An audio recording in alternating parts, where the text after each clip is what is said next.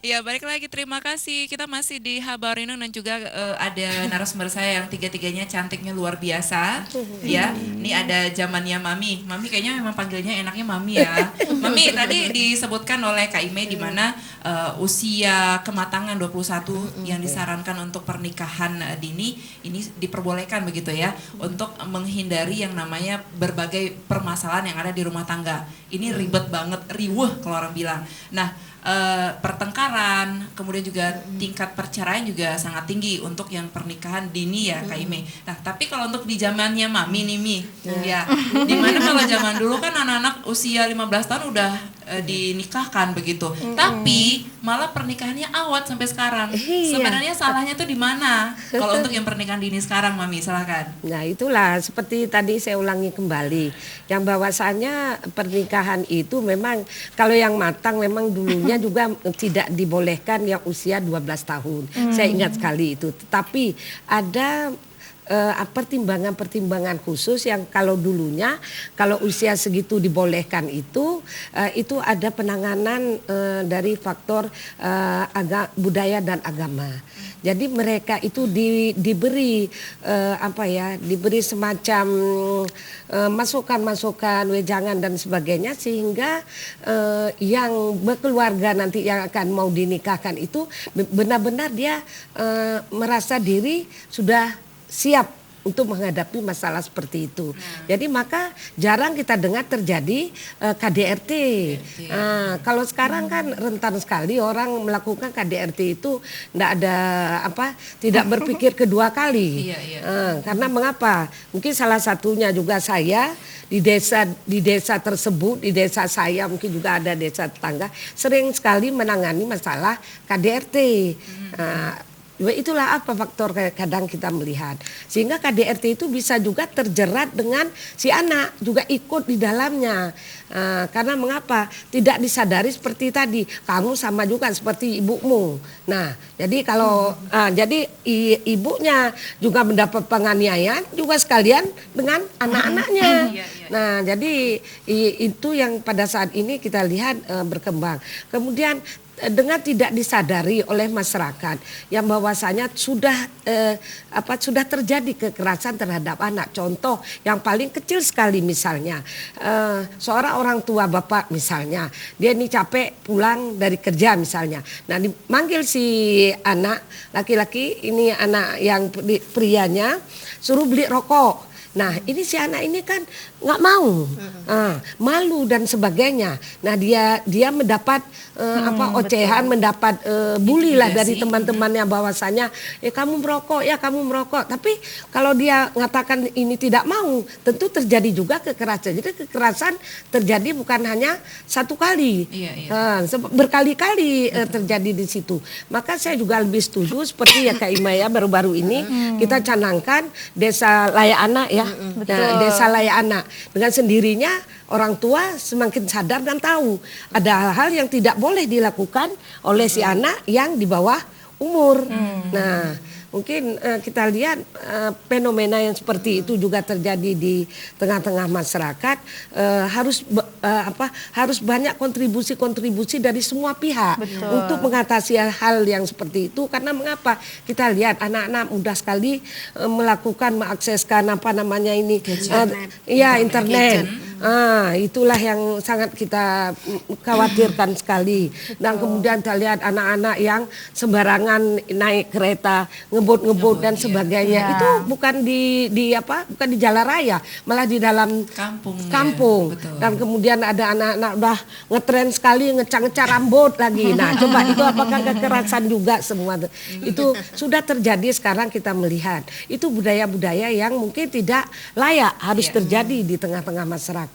Tapi itu sudah terjadi. Sudah terjadi dan kita juga bisa melihat sehari-hari bahkan. Baik, nah untuk kekerasannya sendiri ini terhadap anak ini selalu akan berdampak negatif. Salah satunya adalah anak tidak percaya diri, berpotensi melakukan kekerasan serupa dan mencari perhatian dan pelampiasan di luar rumah. Ini yang paling bahaya.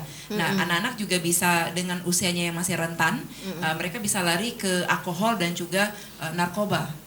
Nah, untuk pelaku kekerasan sendiri nih Kak Natasha, kita melihat hukuman juga sudah maksimal, harapan kita sebenarnya. Tapi mengapa kekerasannya selalu terjadi berulang-ulang kali, padahal sudah dijelaskan hukumannya juga sangat setimpal begitu. Apakah ini permasalahannya hukum bisa dibeli atau bagaimana nih menurut Kak Natasha? Kalau menurut saya, yang menyebabkan kekerasan itu terjadi sendiri karena memang nomor satu, pemahaman daripada individu, terutama orang-orang yang berdekatan dengan anak itu mungkin masih kurang. Kemudian yang kedua, kalaupun sudah memahami, ada hal-hal di mana orang dewasa tidak mampu mengontrol emosinya sendiri sehingga terjadilah hal-hal yang tidak kita inginkan kepada anak. Jadi ketika hal itu terjadi sebenarnya orang tidak memikirkan hukuman, orang memikirkan kondisi sekarang gitu. Nah, hukuman itu bahkan banyak mungkin di antara orang dewasa yang tidak mengetahui apa sih konsekuensinya kalau saya melakukan ini kepada anak. Jadi lebih ke arah self control dari orang dewasa tersebut seperti itu. Baik. Nah, kalau untuk prosedur korban yang ingin melaporkan kekerasan yang masih di bawah umur, ini yang kita melihat juga buktinya sangat minim sekali. Bagaimana itu Kak Imai atau Ibu Rashidah? Kak Imai. Oke, silakan. Maksudnya bukti yang sangat minim? Iya, maksudnya videonya juga tidak ada, foto tidak ada. Nah, ini seperti apa untuk di usia anak-anak yang ingin melaporkan? Iya, inilah dia salah satunya pembebanan pembuktian untuk kasus-kasus kekerasan terhadap anak. Ini menjadi fenomena juga, menjadi viral juga. Artinya gini, masyarakat juga sangat sangat antusias ingin misalnya membuktikan bahwa benar nggak ibunya melakukan kekerasan terhadap anak, dengan saking semangat gitu membuat video biar ada bukti, karena kan pembebanan bukti untuk proses itu hukum itu penting. Nah, ini saking semangatnya memvideokan, kemudian memviralkan videonya, bukan memberikan kepada pihak yang berwenang atau berwajib. Nah, karena memviralkan ini akhirnya diviralkan lagi dan menjadi yang tadinya ingin untuk edukasi, yang tadinya ingin untuk membantu si anak dan lain-lain jadi berbalik gitu. Dan ini menjadi fenomena yang harus segera kita bersama-sama hentikan. Karena apa yang dilakukan banyak hal berdampak negatif daripada positifnya yang tadi. Nah, ini artinya gini, masyarakat ingin bahwa setiap proses kekerasan, kejadian atau peristiwa kekerasan itu kan harus ada bukti. Nah, jadi akhirnya semangat membuktikan itu dulu, bukan menolong gitu langsung gitu. Nah, jadi ya dilihat dulu misalnya ada kejadian ya, misalnya ada orang yang dipukuli, anak dipukuli dan segala macam, kita videokan dulu sampai selesai. Nah, baru kita kemudian membantu, padahal si anak udah benar-benar ngalami kekerasan, bukan upaya pencegahan dulu, menolong dulu, tapi ingin itu. Nah, ini antara pembuktian dengan semangat untuk membantu itu menjadi yang positif menjadi negatif. Nah, ini yang kami sangat-sangat menyayangkan. Karena apa? Karena kasus-kasus yang berkembang yang harusnya bisa kita selesaikan dengan cara musyawarah, mufakat di tingkat kampung, ataukah kita edukasi, kita pulihkan ke orang tua dan anak. Karena viral kemana-mana, akibatnya apa?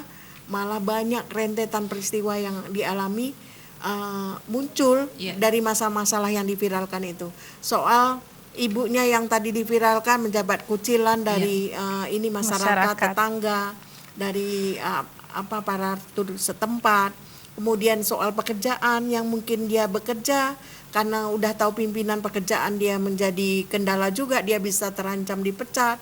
Kemudian malu juga ketika ini. Nah, artinya apa? Semangat membuktikan itu hanya karena ingin mendokumentasikan peristiwa kekerasan, akhirnya malah menjadi bumerang buat si keluarga atau orang yang mengalami peristiwa kekerasan. Iya, sekali. Jadi Kak Imai, ini saya ingat beberapa waktu yang lalu juga sangat viral sekali, di mana pelakunya adalah seorang ibu yang menyeret anaknya 100 meter, 200 meter ya Mami ya. Ini sejauh mana juga dengan proses hukumnya Kak Imai? Iya. memang itu kan termasuk tindakan pidana. Dan kita semua juga sepakat bahwa itu tidak boleh dilakukan meskipun orang tua gitu ya. Apalagi kalau dalam Undang-Undang Perlindungan Anak, orang terdekat itu orang tua, guru gitu dan lain-lain itu ditambah sepertiga hukumannya. Karena apa? Karena harusnya mereka yang melindungi, menolong, tapi mereka yang malah melakukan kekerasan. Tapi yang saya dapat beritanya si ibu, si pelakunya ini malah dilepaskan hanya untuk wajib lapor saja dengan alasan masih memiliki anak yang masih menyusui. Ini mungkin perlu ini disampaikan ya, dilepaskan itu bukan berarti dia tidak mengikuti proses hukum. Jadi tetap ikutin proses hukum yang berlaku. Kita koordinasi dengan pihak Kapolsek, Kapolresta, kemudian pihak kejaksaan. Dia tetap mengikuti proses itu. Tapi untuk penangguhan, penahanan itu yang kita ajukan. Mengingat bahwa dia masih punya anak yang kecil yang harus menyusui. Rasanya nggak layak kalau dia harus melakukan itu di dalam penjara dan pulang balik. Tapi kita sepakat bahwa proses hukum tetap dijalankan. Dan dalam peraturan kita juga itu Perma nomor 3 itu bahwa perempuan yang berhadapan dengan hukum meskipun dia sudah tersangka, dia layak juga untuk mendapatkan bantuan hukum, mendapatkan haknya. Itu yang kita jalankan. Bukan berarti orang yang melakukan itu kemudian dia bebas secara hukum, itu enggak gitu. Dan tapi itu yang perlu kita sampaikan ke masyarakat. Nah jadi Mami, ini kan jadi nggak ada efek jerahnya Mi kalau dilepaskan begitu, dan tidak menutup kemungkinan juga akan melakukan berulang kali lagi dia akan menyiksa anaknya sendiri. Tanggapannya Mi gimana ini? Begini ya, kalau kita melihat itu kejadian yang terjadi di tengah masyarakat itu ada yang dua masalah. Yang pertama terang-terangan seperti tadi yang viral tadi. Yang kedua terselubung. Nah, ini kedua-duanya kekerasannya ini berimbang, kasusnya berimbang. Nah, kalau kita pikir yang terselubung ini kadang-kadang jauh lebih berat. Lebih berat karena mengapa? Kan ini menyangkut juga dengan orang kalau kalau orang Aceh itu kan tidak boleh tahu orang tabu. Tabu aib. Jadi walaupun udah benjol-benjol, udah bengkak-bengkak, anaknya juga sudah benjol-benjol juga nggak boleh tahu itu tetangga. Kalau tahu tetangga itu adalah aib. Nah, itu satu yang terselubung. Nah, kalau yang tadi seperti misalnya diseret, yang di depan diviralkan lah kita bilang. Nah, ini kita bilang terang-terangan semua mata tertuju ke situ. Sementara ini mungkin tidak kalah tidak kalah beratnya yang seperti itu. Karena mengapa? Kalau saya katakan begitu, saya sudah menanganinya ini secara Kak Imai sendiri juga tahu kita bersama-sama juga menyelesaikan masalah yang seperti itu. Tapi ya sungguh kita bilang ini suatu hal yang tidak sangat kita harapkan. Nah, apapun seperti yang dikatakan Kak Imai tadi, seperti misalnya seorang ibu masih kita memikir yaitu ada kemanusiaan, manusiawi yang mana lagi dia menyusui ya banyak. Cuman harus juga ada suatu pembelajaran yang baik yang betul-betul membuat dia sadar yang bahwasanya ke depan dia tidak akan melakukan hal seperti itu lagi, karena itu kita ganjarkan dia dengan sanksi-sanksi supaya dia tahu kalau dia melakukan tetap harus ada sanksinya dengan apapun alasannya. Nah, seperti itu. Jadi yang tadi itu sebenarnya bukan dia tidak mengikuti proses hukum. Itu salah gitu ya.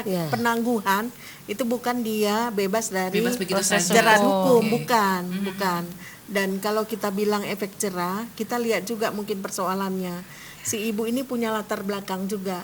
Kenapa misalnya untuk menangani persoalan perempuan dan anak itu berbeda dengan kriminalitas lainnya. Itu sedikit berbeda. Kita harus punya sensitivitas terhadap perspektif terhadap kondisi perempuan dan anak. Jadi nggak serta-merta misalnya kalau kita lihat kenapa dia menghajar begitu kerasnya terhadap anak. Kita lihat latar belakangnya kenapa dia sampai memunculkan melakukan kekerasan terhadap anak. Pasti ada biasanya dia pemicunya. Dia mengalami kekerasan, dapat tekanan yang selama ini kondisi psikologisnya juga depresi baik mungkin karena suami, karena anggota keluarga lainnya. Jadi nggak serta-merta, karena itu mungkin penanganan perempuan dan anak itu agak lebih spesifik ininya ya. Kalau dibilang soal efek jerah, kalau perempuan atau orang siapapun yang nggak pernah melakukan kriminalitas, nggak pernah dipenjara, dengan proses ini satu kali pun itu udah cukup luar biasa. Ini bagi orang yang mungkin yang belum pernah, yang belum pernah. Dan kita pertimbangannya juga untuk kasus ini karena beliau belum pernah melakukan kriminal sebelumnya. Tapi kalau udah berulang-ulang, nah itu akan berbeda juga gitu. Nah, jadi perlu dipahami per kasus masyarakat bahwa penangguhan itu bukan upaya untuk Menghentikan membebaskan proses hukum. orang dari proses dari hukum. hukum. Ya. Baiklah. Nah memang agak gampang-gampang susah menjadi seorang ibu. Ya. Apapun kebaikan yang kita lakukan tetap aja ini dinilai negatif oleh orang ya. Kalau saya sih mikirnya begini aja sih. Istri yang salah, suami yang minta maaf. Nanti kita akan segera kembali lagi tetap di Aceh TV.